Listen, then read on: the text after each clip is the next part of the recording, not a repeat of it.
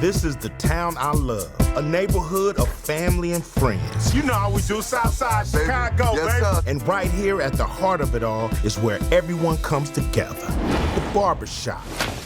How quickly did the idea of like let's talk about what's changed and let's not pull any punches. Let's do a real frank discussion.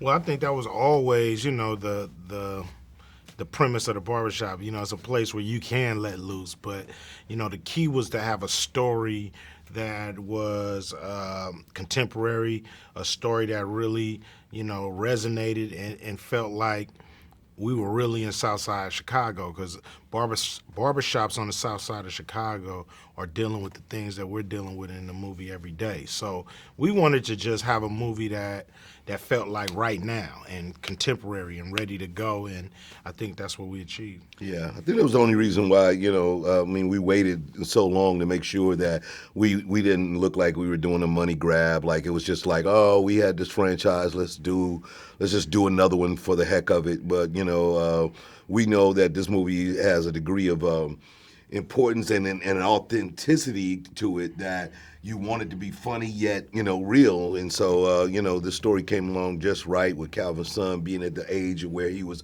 being drawn to the streets, and it was the natural progression of the story. So it was great. And I was a little skeptical. I was like, okay, the third in a franchise. I know this might look like, an opportunity for the studio. So I said, well, let me take a look at the script. Kenya Barris, who's the creator of Blackish, wrote the script, and I thought, wow, what a great script that he wrote. And he deemed it the sequel that no one ever asked for, but I'm glad he did write it, because I think that he wrote something that I really would be interested in doing.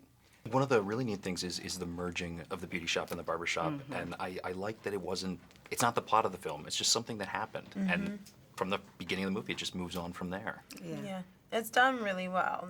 It could have been a mess.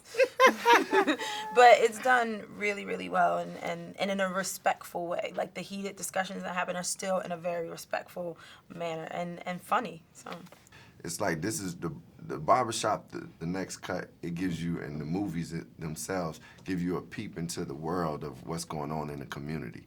You know what I mean? Like, you get to really see, oh, this is what people really are talking about and saying. Like, for those that are not of that community, they get to hear what the voices are saying, and these different voices. It's what the Barbershop, franchise is about. Like, Barbershop has always been a place where anything goes. You get to talk about anything, any topic that's on your mind, and you can debate about it, you can argue about it, and you might be right and I might be right, and we agree to disagree and leave it there.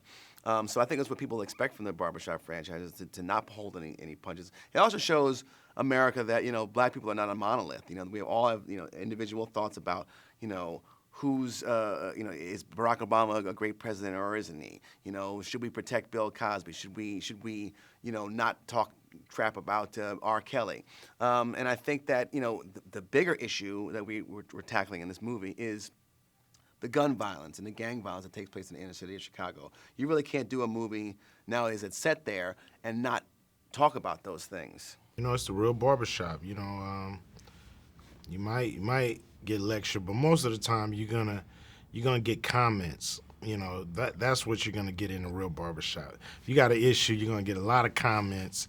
You won't really get lectured. So, this movie is done in the same spirit. A few comments here and there. But you can get that with a lot of African American films. A lot of times that you feel like the message of the film has to really be pounded in, and so you go there and you got to go, oh no, and we, of course, we wanted to have something to say, and at the same time, this movie is a comedy, and we like to know that Barbershop is a comedy first. Like, we want to make you laugh, but it was the right setup to say something important without, again, just foot stomping our message all across the, every scene. You don't hold back anything that you discuss in a barbershop. You go there, nothing is too taboo to talk about, and it's therapeutic. You sit in that chair and you just spill your soul to your barber.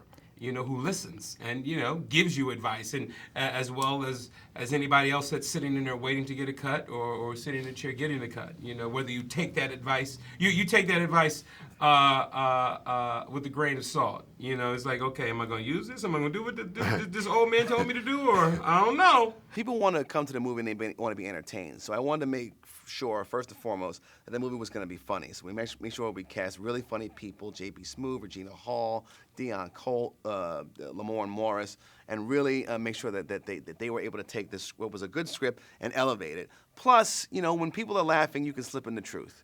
And that's what we wanted to do with this movie.